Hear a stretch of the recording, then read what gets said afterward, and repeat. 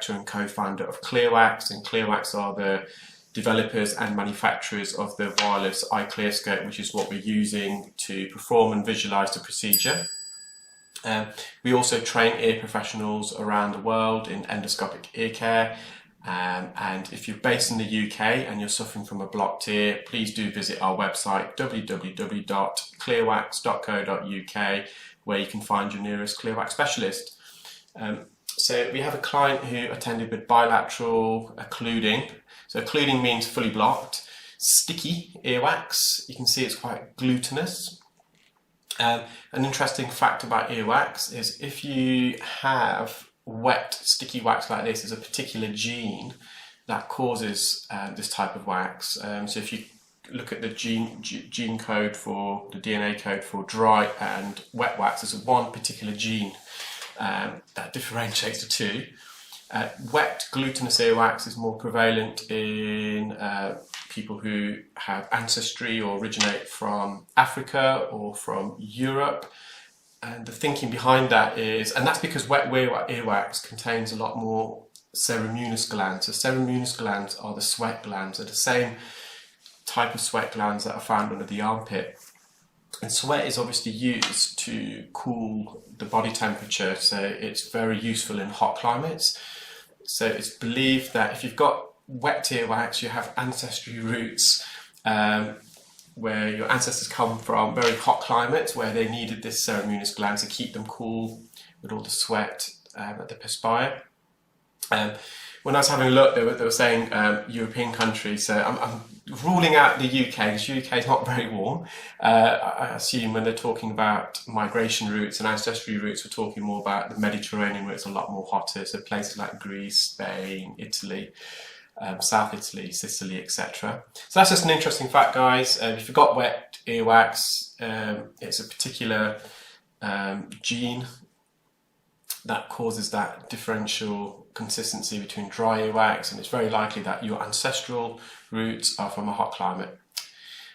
So just finished with the left ear, so it's just using suction really, very sticky wax, very glutinous as I said. There's a bit left at the base of the ear canal. This earwax is more situated laterally, so near the entrance and the mid canal. It wasn't deep, compressed or medial against the eardrum. So just mopping up around the edge. You can see the patient's got quite a few cilia. So the cilia are the hair follicles. They're found on the outer third of the ear canal. And actually it's the outer third of the ear canal that secretes the wax. So you have those ceremunous glands. They're the modified sweat glands that we made reference to earlier. You also have sebaceous glands. So sebaceous glands are the same glands that we find on our scalp, and they produce an oily, lipid, waxy substance secretion, and it contains organic compounds such as long chains of saturated and unsaturated fatty acids, alcohol, squalene, cholesterols. And when you combine the sebum, which is obviously the secretion from the sebaceous glands, the sweat from the ceremunous glands, and dead skin keratin that's shedded by the ear canal, it amalgamates into earwax. So, and an earwax is 60% more or less, for most people anyway, made up of dry skin. So just using a Jobson horn just to mop up near the entrance. There's a bit of soft wax just anteriorly.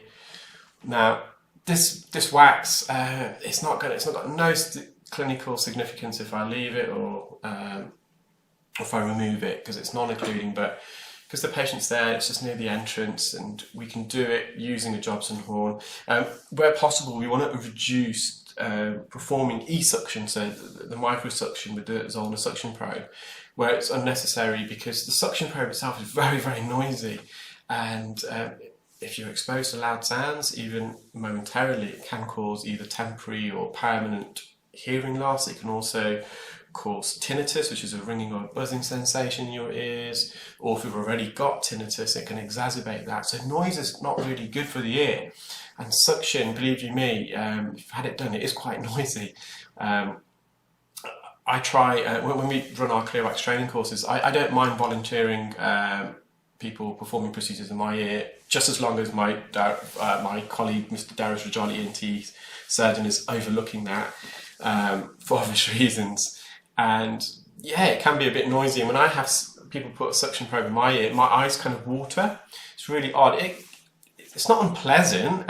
You do acclimatise to the noise, but my eyes watering, yeah, that's not everyone gets that. So it's obviously stimulating some tear duct nerves, which makes my eyes water. Can be a bit pleasant once you got used to it. It can be kind of a nice feeling to it, a tranquil feeling. But yeah, guys, it's noisy. So at first, when someone's got occluding earwax, they may not hear the noise. Quite often, when patients attend the clinic, we've got the suction machine, which is, I would say, on par, if not louder than a vacuum. Not a vacuum. Well, yeah, maybe a vacuum cleaner. I was meant to say hairdryer, but even a vacuum, I would say it's a bit quieter than a vacuum.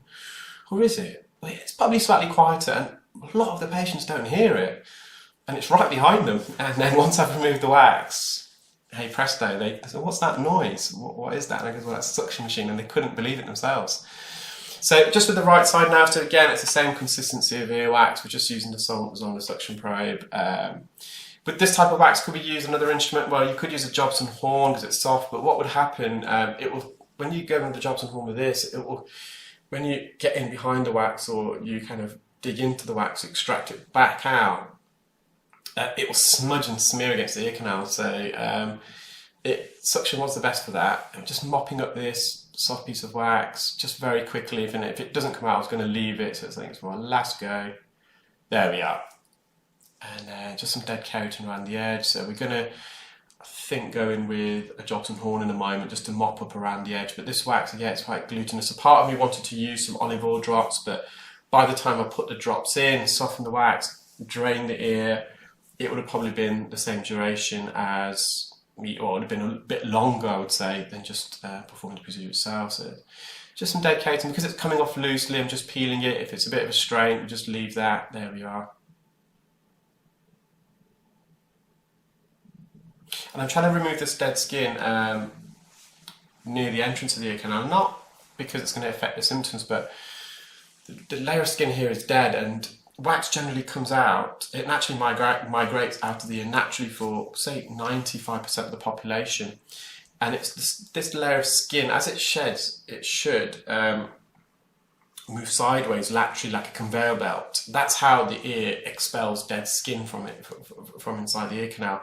If it didn't, everyone's ears would be full of dead skin every 2 or 3 weeks as it sheds. So the ears evolved to have this natural conveyor belt, but like a snake skin. As it sheds, it doesn't just drop into the ear canal to block the ear canal, it moves sideways.